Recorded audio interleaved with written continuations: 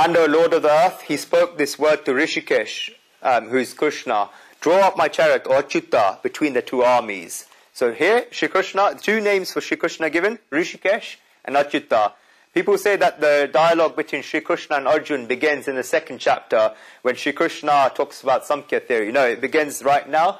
Arjun's addressing Shri Krishna, and Shri Krishna will eventually say, look at the soldiers in the Kaurav army. These are the words that Arjun speaks to Shri Krishna. Arjun greets Shri Krishna very, very beautifully as Acyuta. We'll talk about Hrsikesa more in detail later when it's more relevant. Over here, Shri Krishna uses Acyuta in the second half, which means, it's another name for Shri Krishna. It means someone that does not move and someone that's firm.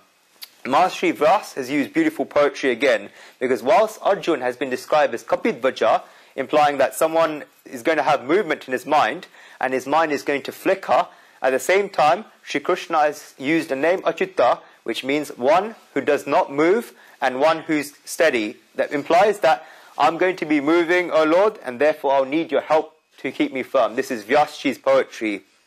So Arjun asked Hrsikesa to drop his chariot between the two armies. If you look at the spiritual meaning of this, now we're going to spirituality, the individual soul, who is represented by Arjun, is ordering the universal soul, whatever you want to call it here. But what should the individual soul be doing? Shri Krishna explains to Arjun in chapter 19 of the Gita, Karishya Vachanam Tava. And this sometimes happens where Shri Krishna, at the age of 18 chapters, the Gita has been described as psychologists, as a book of psychology, not a book of religion. And Arjun goes through a treatment through these 18 chapters, and he's a cured patient by the end of it. And he does, whatever is your will, I am ready to do. Arjun stands up and gets ready. And hence, this is what happens. The universal soul orders the individual soul in the end, which resides in your heart, the universal soul. Whereas over here, the individual soul is ordering the universal soul. Over here, Shri Krishna is being very calm. Otherwise, he'd say, what business have you got by going between the two armies? We're not going there. Just start fighting from here. Nobody else like Yudhishthira and Bhishma is telling you to go there. Shri Krishna knew at the beginning that Arjun was going to say no to war. He could foresee all this. This is the gentleness of the Lord, the Supreme Soul. When the individual soul makes big talks of his authority, the universal soul just listens. The universal soul says, come son, we'll do as you wish, then you'll suffer. Shri Krishna was there as a charioteer, and he's giving Arjun the role of the master at the moment. And Arjun is taking that role himself. So Shri Krishna himself promised that he would not pick up a weapon throughout the entire Mahabharata war. And therefore, he's Arjun's charioteer, and the option was given to Arjun by Shri Krishna, and Shri Krishna is not forgetting his duty. It's only Arjun, the universal soul, that's forgetting his duty. That's why Shri Krishna doesn't overrule Arjun. Okay, Arjun thinks he's ready to go for battle, and hence he goes the command to Shri Krishna. Shri Krishna takes him there.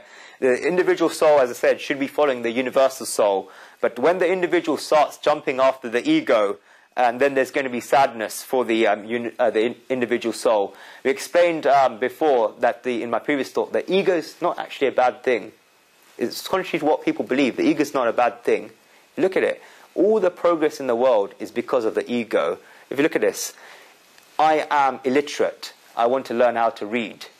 I am poor. I want to get a job. This is the ego. The ego is good because it shows you deficiency, how you want to improve. So that ego, all progress in life is because of that ego. But when that ego becomes the center of the world, that's when the problems are created. Everything you've got in this room right now, this table chair, are because of that ego. The fact that the ego is that I wanting to improve oneself. And if there was no ego, the whole of society would be stagnant. Hence, the ego is important. You can't completely eliminate the ego, but the ego should not be the center. It should be, we'll talk about the soul later, which is above the ego, above the mind, above the intellect. So that's the individual soul telling the universal soul what to do. God is not sitting up there. The Supreme Soul is not sitting up there in the heaven in a white beard. He's sitting in all of your hearts. That's why I say, whenever you've got a decision to make in your life, and it's difficult, go by what your heart tells you and not by what your head tells you. Your mind can always deceive you because your mind is based on your experiences and your subconscious mind. I'll give you an experiment. If you put your hands in one tub of hot water, one tub of cold water, leave them there for a while, and then stop them, your hands will be swapped, and the one in the cold water will go in the hot water, and the other way around. They'll give you the complete wrong message. The mind picks up everything you've been taught through your senses, and the senses are very, very limited. Whereas that heart, they call it the hotline with God, which the heart can never, ever deceive you. That's why when you've got a decision between your head and heart, follow the heart. The heart will always give you the right answer. Over here, Arjuna is following his head, and hence he's going to go in a state of sadness. The Supreme Soul, Shri Krishna, is that charioteer that's guiding our hearts, and we should try to listen to this guidance. The less we listen to this guidance, we'll see more in chapter 9 how to do this by the Omkar meditation.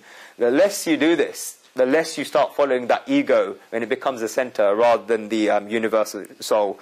And so when the individual soul ignores this inner voice, the inner voice stays silent, and the individual soul or the person finds out in life, he suffers in the end and he regrets it, not listening. He's residing in your heart, and my heart, in all our hearts, is that charioteer. And our body is nothing but that chariot. So listen to that voice. That's all you need to take from the Gita. We have run out of time, but next we'll see what happens when Arjuna gives that order to Shri Krishna.